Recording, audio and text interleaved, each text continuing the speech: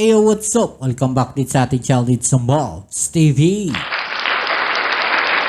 Alright, so tayo nagbabalik ulit mga tol para sa isa na namang reaction video. At eto na nga po, no, Attorney Harry Roque dumating sa The Hague bago ang pagharap ni Presidenteng Duterte, no, sa ICC mga tol, no. At sa kabila nga po niyan, no, bigla po siyang sumulpot doon sa The Hague. Di ba pinaghahanap to? Di ba pinaghanap to? May ano ba to? May warrant din ba to si Harry Roque? Pa-comment nga dyan sa baba mga tol, no? Samantala, itong si Attorney Harry Roque sasampahan din po ng kaso ng NBI mga tol, no?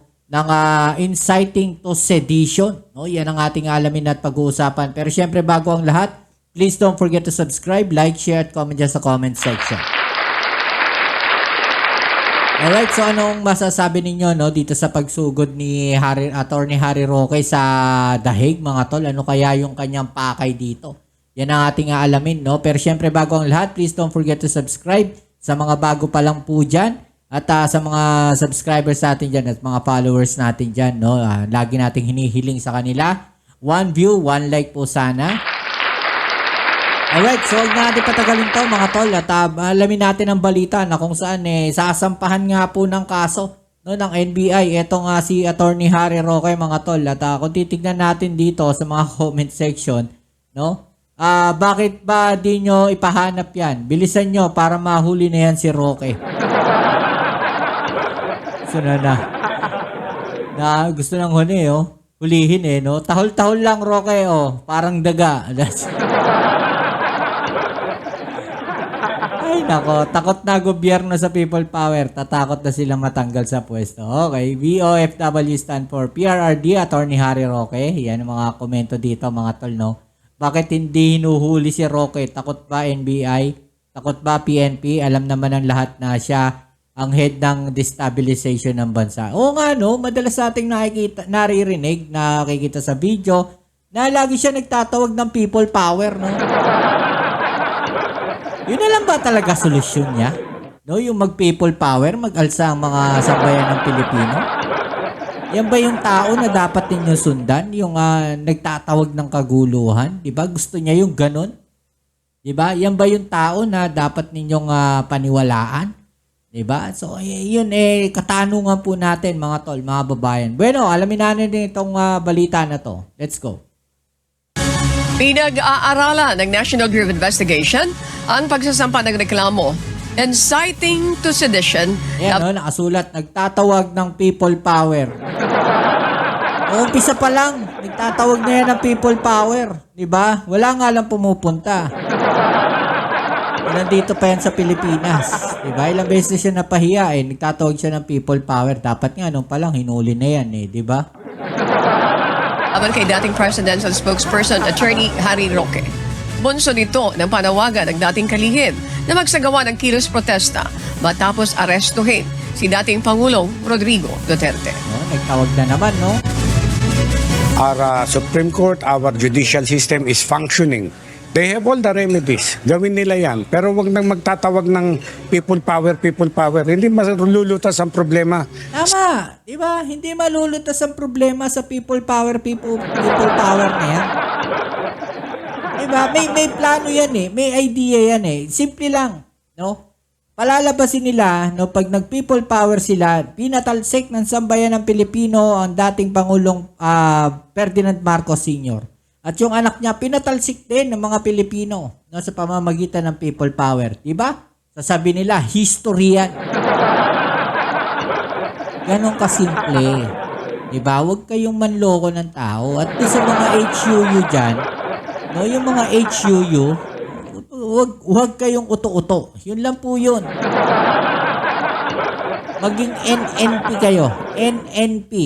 No? Nag-iisip na Pinoy. Huwag kayong HUU. No? Yung huwag uto-uto. No? Yeah. Sa marahas na pamamaraan. Tama. Diba?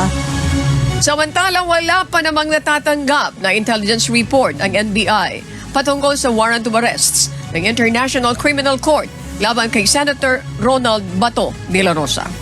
Alright, so yan mga tol, no? Ano masasabi niyo dyan sa pinaggagawa na yan ni Atty. Harry Roque? Ang malapit niyan, mga tol, biglang sumulpot sa dahig itong si Atty. Harry Roque. Pinaghahanap siya, biglang sumulpot, no? Alamin natin itong balita na to, mga tol, at alamin din natin kung bakit nga ba siya nandun sa dahig, no? Mamayang 2:00 ng hapon, magkakaroon ng kauna-unahang pagdinig sa kaso. Medyo ni mahina dating lang yung Presidente audio. Rodrigo Roa Duterte. Ang mangyayari dito ay sasabihin lang siya kung ano yung kaso laban sa kanya, sisiguraduhin na naintindihan niya yung kaso niya at anong mga karapatan niya. Yun lamang. Now, may mga dahilan kami, pero susubukan namin ipaliban itong kauna-unahang pagdinig na ito. Pero itong dahilan namin ay pribadong ipararating sa mga mahistrado. Sa ngayon, ay iisa pa lang ang na-recognize na lawyer, si Attorney Medialdea, no, dahil siya ngayon kasama. No? Pero we have filled up all the documents para mapasama din ako dun sa team of ourselves. No? So, gusto niyang umextra, gano'n. Gusto niyang isingit yung sarili niya, no, doon sa council. No, parang gano'n. Gusto niyang isuksok o isiksik yung sarili niya. Bakit kaya? No? Now, I'm in the list council of the ICC, and we have also retained another member of the list council who is British. So initially, there will be 3 of us standing as councils. The other one is Kaufman, Attorney Kaufman of the British Bar. So 2 of us from the list council and Attorney Medialdea. The Vice President, of course, is here as a member of the faculty, and she will be in the gallery, no, to witness the first hearing. So, hindi ko po alam kung mapagbibigyan yung hinihiling namin na ipagpaliban, pero wala naman akong dahilan para na naisip para hindi mapagbigyan yan kasi wala namang pupuntahan si Presidente Rodrigo Roa Duterte. Kaya na siya sa kulungan dito sa Pilipinas. So, ipagpaliban nyo na ngayon kasi hindi pa namin nakikita ang dating presidente. Buong araw, kahapon, hindi siya nakita dahil di umano siya ay binigyan ng medical examination. So ngayon pa lang, ang problema dito sa ICC ay daming papel bago mo makita. So we have just submitted the form to visit him para hindi naman kauna-unang beses makikita sila ni Vice President dito sa hukuman. Ako, I feel strongly that before the hearing, not only I should be able to have access to him as a member of the list council of the court, but the family should have access to him. So actually, ang priority ko is to make sure magkita muna silang mag-ama. Dahil hindi pa alam ni Presidente na nandito si Vice President. No? Parang it's not proper naman na hindi alam ng ama na nandito yung anak niya. So I'm more or less attending on this first day of hearing.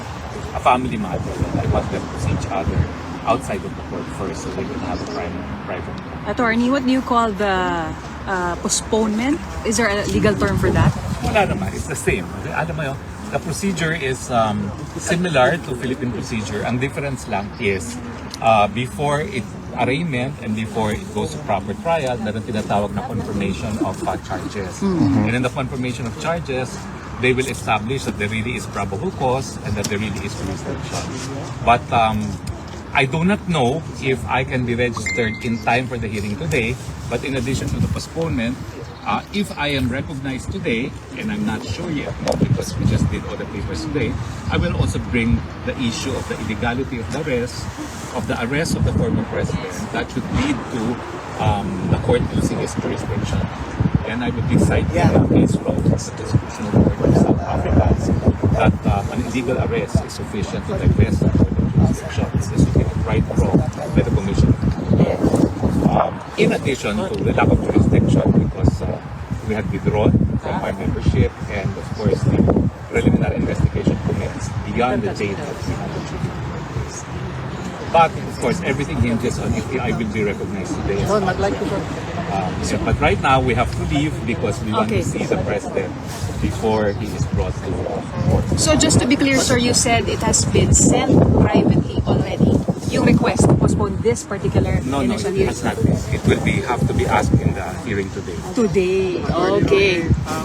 paano po pag hindi po na pagbibigyan ng Sir, ano po ang next sa plan ninyo? Ang mangyayari lang naman kung yung mga pagbibigyan is sasabihin lang kung ano yung nature charges, but it is not an arraignment. It is just to make sure he understands the nature of the charges against him, not an arraignment. In court na, wala nang panahon kasi. Kasi alam nyo, itong notice came very late also. We had just arrived yesterday, and of course, nauna sila. VP came next evening of yesterday, and I came yesterday then, no? And actually, yesterday we had no access to him because he was undergoing medical exam, no? And he was not here, no? And for a while, we were even alarmed where he was, but he was apparently subjected to medical examination. So it's only now. So pagbigyan na muna natin na makita muna yung mag-ama. Okay? Can we do that? I think he is in the detention facility. We're going to the detention facility now. Please don't follow kasi hindi rin kayo magbigyan ng access. Ha? Okay? Alright, so yan mga tol, no? Nasa detention facility pala. Kasi, merong mga nagko-comment na nawawala daw yung tatay nila. Alay, parang hindi lang ninyo nakita, nawala na kagad sa nagdala. Pero sabi naman po, kaya hindi ho nila makontak o hindi nila makita, eh, syempre, nasa detain. Eh, pinapacheck up daw po pala yun. Eh, masyado naman kayo napapraning. Okay, so yan ang ating balita ngayon. Anong inyong opinion dyan, mga tol, mga babayan? I-comment sa ibaba ang inyong mga opinion na natin yung pag-usapan. Alright? Kita tayo sa ating next video upload. Dito malihan nyo ko yung update sa Mobs TV. Peace. I'm out.